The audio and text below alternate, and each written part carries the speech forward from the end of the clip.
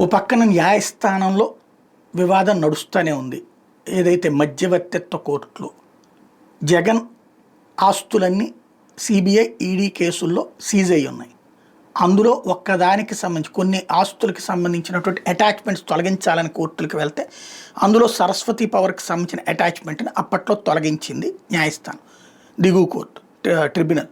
వెంటనే దాన్ని ఇక్కడ ఏదైతే విజయమ్మ దగ్గర నుంచి షర్మిల తీసేసుకున్నారు. వాస్తవంగా ఆ ట్రాన్స్ఫర్ జగన్కి చెప్పలేదు, భారతికి చెప్పలేదు, వాళ్ళ సంతకాలు లేవు. ఆ కాగితాలు గతంలో మేము కుదుర్చుకున్న ఎంఓయు ఆధారంగా మాకే వచ్చేసినాయి. ఆ కాగితాలు ఈగో అని చెప్పి చూపించి ఒరిజినల్ కాగితాలు మా దగ్గర పోయినాయి కాబట్టి అని చెప్పి ఒక డూప్లికేట్స్ తీసేసుకుని దాని ద్వారా మళ్ళించేసుకున్నారు అన్నటువంటిదే జగన్ ప్రధానమైనటువంటి ఆరోపణ. మా దగ్గర ఒరిజినల్ కాగితాలు ఉండగా ఆ కాగితాలు పోయినాయి అని చెప్పేసి ఒక తప్పు కంప్లైంట్ ఇచ్చి దాని ఆధారంగా డూప్లికేట్స్ తీసుకుని దాని ఆధారంగా విజయమ్మని మోసం చేసి షర్మిల తీసుకుంది అని. కాకపోతే విజయమ్మ తను మోసపోయానని చెప్పదు, షర్మిలకి ఇచ్చానని చెప్తుంది. కాబట్టి అది వాళ్ళ కుటుంబ ఆస్తి వివాదం. కాకపోతే షర్మిల మరొకసారి తెర మీదకి వచ్చి మేనల్లుడు కోడలి ఆస్తి లాక్కున్నాడు, మేనమామ ఇట్లాంటి దుర్మార్గుడు అనేటటువంటి కాన్సెప్ట్ ప్రొజెక్ట్ చేసుకొచ్చింది. ఇక్కడ విచిత్రమైనటువంటి కాన్సెప్ట్ ఏంటంటే షర్మిల ఆస్తి, ఇప్పుడు షర్మిలకి భర్త ఉన్నారు, వాళ్ళ భర్త ఆస్తి వాళ్ళ చెల్లెళ్ళకి కానీ వాళ్ళకి ఎవరికి మరి చెల్లెళ్ళు ఉన్నారో లేదో తెలియదు, వాళ్ళకి వాళ్ళ బిడ్డలకి వెళ్తుంది. ఈయన సంపాదించుకుంది.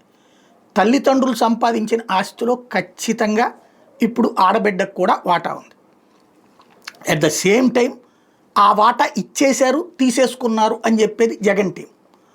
అది కాదు, ఆ టైంలో మా అన్నయ్య పెట్టిన వ్యాపారాల్లో వాటా కూడా ఇవ్వమని మా నాన్న చెప్పాడు, మా అమ్మ కూడా అదే చెప్తోంది కాబట్టి ఇస్తానని చెప్పి మా అన్నయ్య చివరికి 40 రూపాయలు ఇస్తానంటే నేను ఒప్పుకున్నాను, 100కి 40 ఇస్తానంటే చివరికి అది కూడా లాగేసుకున్నాడు అన్నటువంటిది షర్మిల చెప్పే మాట.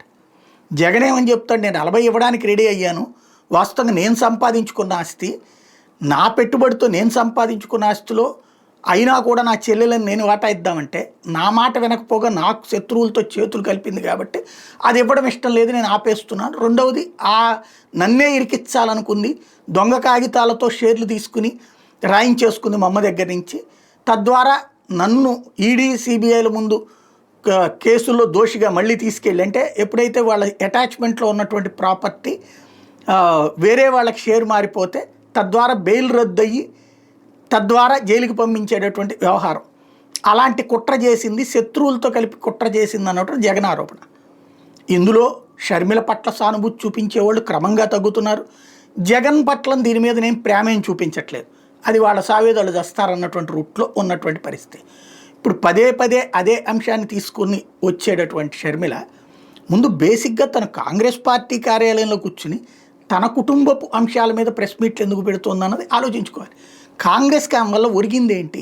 అప్పుడప్పుడు వస్తుంది, ప్రెస్ కాన్ఫరెన్స్లు పెడుతుంది, అందులో ప్రభుత్వాన్ని 4 మాట్లాడుతుంది, ఒక ముక్క జగన్ని తిడుతుంది. జగన్ని తిట్టింది మాత్రమే పత్రికలు హైలైట్ చేస్తే ఈనాడు జ్యోతి చంద్రబాబును విమర్శించింది కానీ ప్రభుత్వాన్ని విమర్శించింది కానీ రాయివు పట్టించుకో. అది తెలిసినప్పుడు జాగ్రత్తగా తనకంటూ ఒక సిస్టమ్ని మెయింటైన్ చేసుకుంటూ తను ఒక నాయకురాలుగా ఎదగాల, లేకపోతే కనుక వాళ్ళ ట్రాప్లోనే వాళ్ళకి పావుగానే ఉపయోగపడాలా అన్నది తను ఆలోచించుకునే పరిస్థితుల్లో ఉందంటే ఉన్నట్టు కనిపించటం లేదు.